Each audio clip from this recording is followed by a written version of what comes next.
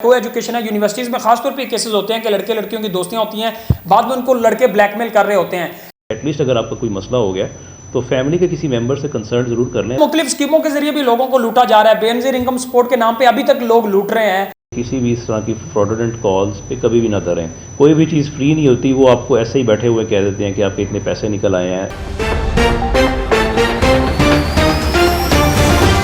अस्सलाम वालेकुम नाजरीन, आप देख रहे हैं राइश न्यूज़। मैं हूं अदनान याकूब। नाजरीन, आज की ये वीडियो आपकी शुरू से आखिर तक देखना इसलिए ज़रूरी है कि आप या आपसे वाबस्ता लोगों के साथ रोज़ाना की बुनियाद पर ये केसेस सामने आ रहे होते हैं जिनके ऊपर हम बात करेंगे। साइबर क्राइम से रिलेटेड हमारा आज का टॉपिक है। खासतौर पर ख़वातीन रोज़ाना की बुनियाद पर ऐसे केसेस आ रहे होते हैं कि उनको हैरासगी का सामना करना पड़ता है, उनको ब्लैकमेल किया जा रहा होता है रॉन्ग नंबर के जरिए, या खासतौर पर यूनिवर्सिटीज़ या को एजुकेशन के जैसे हमारे इदारे हैं तो आपस में लड़के लड़कियों की दोस्तियाँ हो जाती हैं, या ख़वातीन को ब्लैकमेल किया जा रहा होता है तो वो डाटा इधर उधर शफल होता है, फिर उसके जरिए उनको ब्लैकमेल किया जा रहा होता है। इससे कैसे बचा जा सकता है?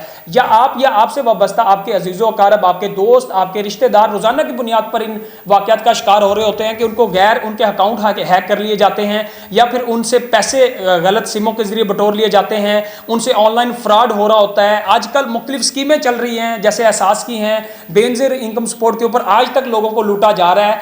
तो बहुत सारे, मैं जब FIA साइबर क्राइम जाता हूं तो रोजाना की बुनियाद पर इतने सारे केसेस आ रहे होते हैं। हर आम आदमी इसका शिकार नहीं होता, बल्कि पढ़े लिखे लोग भी इसका शिकार हो रहे होते हैं और वो भी साइबर क्राइम के जमरे में आते हैं। आज हम इन तमाम इश्यूज के ऊपर बात करेंगे कि किस तरह खवातीन हरासगी से बच सकती हैं अगर उनका डाटा चोरी होता है, उनकी तस्वीरें कोई वायरल करता है या उनको कोई ब्लैकमेल करता है, तो उनके लिए एक प्राइवेसी के तहत साइबर क्राइम किस तरह कार्रवाई कर सकता है और आपको क्यों रिलेट करना जरूरी है साइबर क्राइम के साथ। और रोजाना की बुनियाद पर आपके पास भी ऐसे केसेस आते होंगे, हम तो साफी हैं, हमें हर दूसरा बंदा ये कह रहा होता है कि उनको ऑनलाइन या तो लूट लिया है किसी ने, या उनके साथ फ्रॉड कर लिया है, या बाहर लोग धोखाधड़ी से उनको वीजा लगवाने के बहाने उनसे पैसे ले लेते हैं, गलत सिमें उनके नाम से रजिस्टर हो जाती हैं, फ्रॉड हो रहा होता है। दहशतगर्दी के इतने सारे वाकयात जो हैं वो भी गलत सिमों के जरिए, क्योंकि वो रजिस्टर नहीं होती, ये वाकयात होते हैं। इनके ऊपर डिटेल बात करने के लिए आज हमने अपने प्रोग्राम में इनवाइट किया है असिस्टेंट डायरेक्टर इन्वेस्टिगेशन है साइबर क्राइम मुल्तान विंग के अली हाशमी साहब। इन तमाम बातों का हम इनसे जवाब जानेंगे और इनसे हम ये बात करेंगे कि जो आपके रोजमर्रा की जिंदगी में आपके साथ ये वाकयात हो रहे होते हैं, आप इनसे किस तरह बच सकते हैं। सबसे पहले मैं अली हाशमी साहब से आपका शुक्रिया अदा करूंगा कि आपका बड़ा कीमती वक्त होता है, आपने हमारे व्यूवर्स के लिए, हमारे लिए आज थोड़ा सा वक्त निकाला है। सर, खवातीन हरासगी के बहुत सारे केसेस हैं, खवातीन रेप केसेस के, और ये वीडियोस बन जाती हैं, फिर उनको ब्लैकमेल किया जा रहा होता है। सर, क्या क्राइटेरिया है साइबर क्राइम का, क्या कहेंगे? देखिए, सबसे बड़ी वजह तो इसकी अवेयरनेस का ना होना है। लोगों को पता नहीं होता कि जो कुछ वो सोशल मीडिया पे शेयर कर रहे हैं उसके क्या नुकसानात हो सकते हैं। तो उससे बचने के लिए सबसे पहले तो DGFIA की तरफ से और गवर्नमेंट ऑफ पाकिस्तान की तरफ से अवेयरनेस प्रोग्राम हमने पूरी यूनिवर्सिटीज़ में ख़ास तौर पे और स्कूल्स में और कॉलेजेस में शुरू किया हुआ है। इंशाल्लाह उससे भी काफ़ी अवेयरनेस बढ़ेगी। और हरासगी जो है वो एक हमेशा से होती है, ये अब एक नया ट्रेंड चल पड़ा है, तो इसको इंशाल्लाह हम अवेयरनेस से भी कंट्रोल कर रहे हैं और अपने नए टैक्टिक्स भी यूज़ करते हुए इसको कंट्रोल इंशाल्लाह कर लेंगे। अच्छा सर, जैसे मैंने प्रोग्राम के इंट्रो में भी जिक्र किया कि खवातीन खासतौर पर इसका शिकार होती हैं, उनको हरास किया जा रहा होता है, नाजेबा तस्वीर या वीडियोज़ के जरिए उनको ब्लैकमेल किया जा रहा होता है। को एजुकेशन है, यूनिवर्सिटीज़ में खासतौर पे केसेस होते हैं कि लड़के लड़कियों की दोस्तियां होती हैं, बाद में उनको लड़के ब्लैकमेल कर रहे होते हैं। लड़की के लिए अगर ये इशू होता है तो वो किस तरह साइबर क्राइम से रिलेट करे? खासतौर पे उनके ये डर होता है खवातीन को या लड़कियों को कि अगर उनको कोई हरास कर रहा है, कोई ब्लैकमेल कर रहा है, तो फिर ये इशू होता है कि वो इस खौफ से साइबर क्राइम में नहीं जाती कि उनके रिश्तेदारों में या ख़ानदान में उनका बदनामी ना हो या उनके केस, क्योंकि वो इस अपनी खुफिया रखना चाह रही होती हैं। सर, कोई प्राइवेसी है साइबर क्राइम की इन्वेस्टिगेशन में? देखें, कुछ लॉज हैं जिसके हम लोग पाबंद हैं। जब तक इंक्वायरी के स्टेज होता है, हमारे FIA के वर्किंग ये है कि हम पहले वेरिफिकेशन करते हैं कि जो एप्लीकेशन है वो जेन्युइन है या नहीं है। उसके बाद हम वेरिफिकेशन के बाद इंक्वायरी लगाते हैं जब हम लोग समझते हैं कि एप्लीकेशन जेन्युइन है। इंक्वायरी फेज़ पे तो उसको कॉन्फिडेंशियल रखा जा सकता है एज़ फार एज़ कंप्लेनेंट की मर्ज़ी से, लेकिन जब उस पर अगर FIR हो जाती है, कुछ चीज़ें कंप्लेनेंट जो है वो इंक्वायरी पे ही क्लोज़ करवा देता है, उनको जो एक्यूज़ पर्सन है उनको थ्रेट करवा के और उनको शटअप कॉल दिलवा के।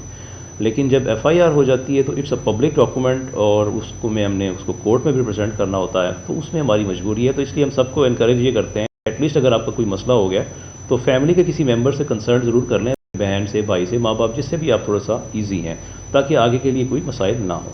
अच्छा सर, आमतौर पे मोबाइल ख़राब हो जाता है या रोड के ऊपर मोबाइल स्नैच हो जाता है, डाटा इधर उधर चला जाता है, इस सूरत हाल में लोगों को क्या करना चाहिए? देखें, सबसे पहले तो इसमें भी एक छोटी सी अवेयरनेस यही है कि अपने मोबाइल फ़ोन को हमेशा अच्छे तरीके से लॉक करके रखें, जिस पे डिफरेंट चीज़ें हैं, छोटा सा पिन ना लगाएं, स्ट्रॉन्ग पासवर्ड वगैरह लगाएं। पैटर्न्स जो हैं ये इजीली कॉपी हो जाते हैं। फेस रिकग्निशन जो है ये भी इतना ज़्यादा रिलायबल नहीं होता। कुछ दो लोगों की अगर फेस मिलती जुलती होगी तो तब भी वो अनलॉक हो जाएगा।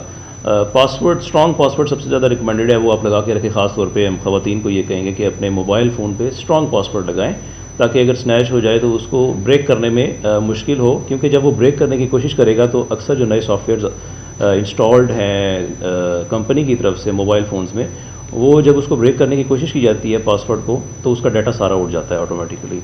और ऑब्वियसली अगर ऐसा हो जाए और उनकी चीज़ें शेयर हो जाएं तो do come to us, feel relax, इंशाल्लाह हम अक्यूज़ को भी पकड़ेंगे। अच्छा सर, मुख्तलिफ स्कीमों के जरिए भी लोगों को लूटा जा रहा है। बेनजीर इनकम सपोर्ट के नाम पे अभी तक लोग लूट रहे हैं। एहसास प्रोग्राम जैसे गवर्नमेंट ने शुरू किया, इसके ऊपर लोगों को से फ्रॉड कर रहे हैं, मुख्तलिफ स्कीमों का झांसा दे के पैसे बटोर लेते हैं। जीतो पाकिस्तान के नाम पे ऐसे बहुत सारे प्रोग्राम हैं।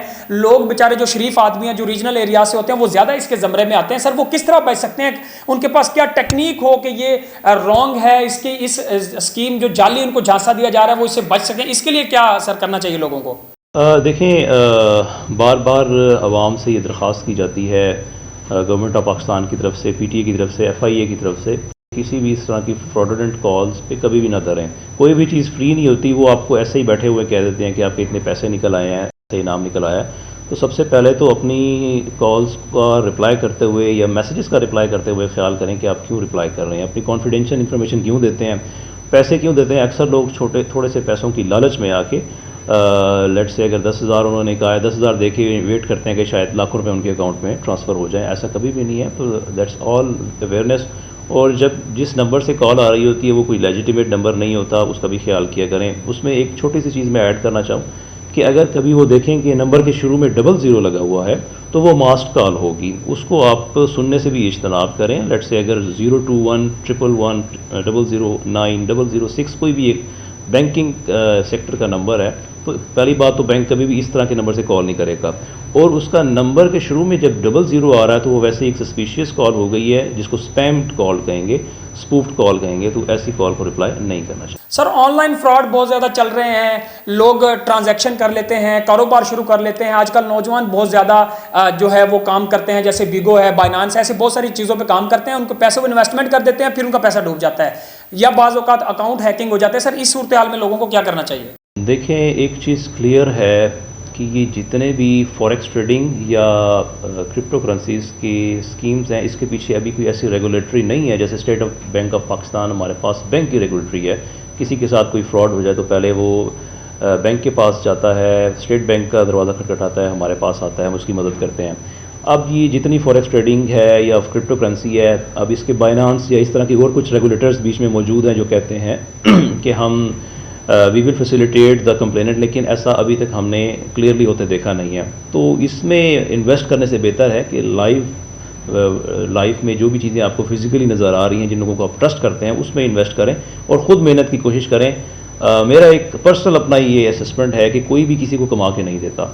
अपनी मेहनत पे खुद ही तवज्जो दें, अपनी मेहनत पे, अल्लाह पे भरोसा रखें, तभी इंशाल्लाह कुछ कमा सकते हैं।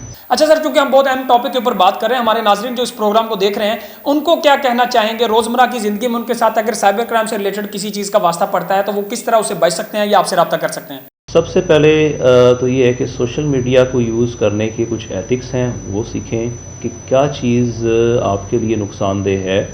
मिसाल के तौर पे आपकी प्राइवेसी सबसे ज़्यादा इंपॉर्टेंट होती है, किसी भी इंसान की इज़्ज़त सबसे ज़्यादा इंपॉर्टेंट होती है। उसका ख्याल किया जाए कि इंसान जो चीज़ें भी सोशल मीडिया पे शेयर करता है, चाहे वो किसी एक दोस्त से करता है, उसको ये माइंड में आज के बाद रख लेना चाहिए, या जब से वो इसको यूज़ कर रहा है, कि वो पब्लिक होगी ही होगी। आप किसी एक बंदे को देते हो तो यू नेवर नो कि वो किसी को भी शेयर कर दे।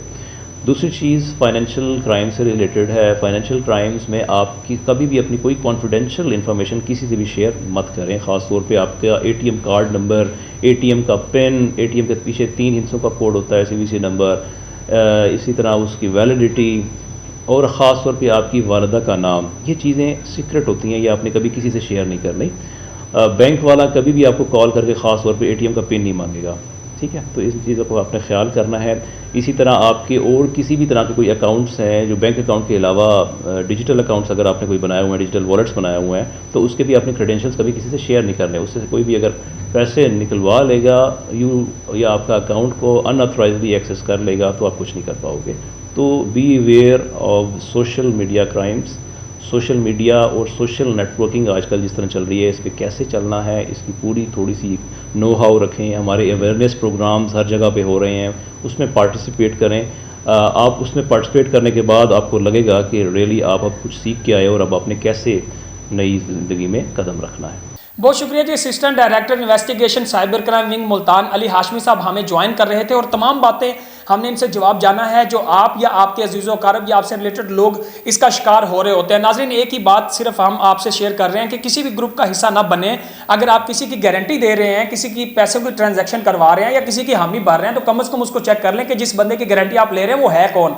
और ख़ास तौर पर जो आपसे वाबस्ता लोग जो इसका शिकार हो रहे होते हैं उनको सिर्फ एक ही बात समझाएं कि वो इन बातों का खास तौर पर ख्याल रखें कि अगर मोबाइल आप किसी को फ़रोख्त कर रहे हैं तो अपना डाटा पहले उसको वहाँ से रिमूव कर दें। और मोबाइल अगर आपका अपना है तो आप अपने किसी अजीज़ो कारब को ही सेल करें, बाहर उसको सेल ना करें। ये इससे आपका डाटा कहीं दूसरी जगह जाने का खौफ नहीं होता। और ख़ास तौर पे किसी अजनबी से वास्ता ना रखें। अब हमारे सीनियर सहाफ़ी हैं शोएब इकबाल, इन्होंने भी एक रिसर्च की है कि साइबर क्राइम के जो केसेज हैं इनके ऊपर इजाफा क्यों हो रहा है। तो इन्होंने ये देखा कि 5 गुना ज़्यादा इनकी रिसर्च में इजाफा हुआ है साइबर क्राइम के केसेज में। और इसकी वजह यह भी है कि PTA को भी अपना कारकर्दगी जांचना होगी, उनको ख्याल करना होगा, क्योंकि गैर रजिस्टर्ड सिमों की धड़ाधड़ फरोख्त हो रही है। आप देख रहे हैं कि हर बंदा आपको फ्री में सिम दे रहा होता है, वो जो फ्री में सिम आपको मिल रही होती है आप उसकी चेकिंग ही नहीं करते, फिर वहीं से वो सिम रजिस्टर नहीं होती और वो डाटा आपका कहीं ना कहीं जा रहा होता है। और एक बंदे के नाम 6-6 सिमें होती हैं, जिस वजह से आपकी सिम के जरिए लोग ट्रांजैक्शन कर रहे होते हैं, आपके अपने पैसे या आपका अकाउंट हैक हो रहा होता है या आपके साथ फ्रॉड हो रहा होता है। ये वो केसेस हैं जो आज हमने अपने प्रोग्राम में डिस्कस किए हैं और हमने इसके ऊपर बात की है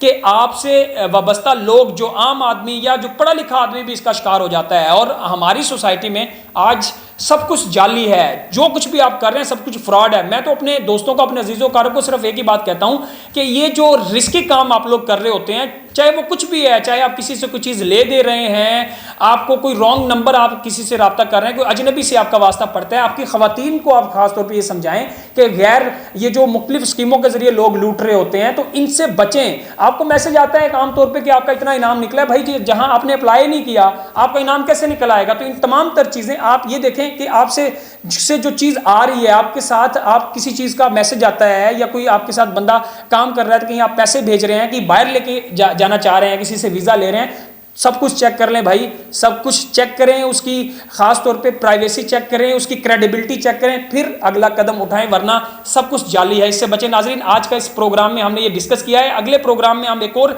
हिस्से पे बात करेंगे कि ये FIA साइबर क्राइम के ऊपर तो हमने बात कर ली, अब FIA क्या है, उसके ज़मरे में क्या क्या आता है, वो किस तरह कार्रवाई करते हैं, इसके ऊपर हम एक अलहदा से प्रोग्राम करेंगे। आज के लिए सिर्फ इतना ही। उम्मीद करते हैं कि आपको ये तमाम इंफॉर्मेशन अच्छी लगी होंगी। अपना फीडबैक जरूर दीजिएगा, कोई सवाल होंगे वो भी आप हमें कमेंट में जरूर दीजिएगा। नाजरीन, मुझे दीजिए इजाजत, अपना बहुत सारा ख्याल रखें। अल्लाह हाफिज़।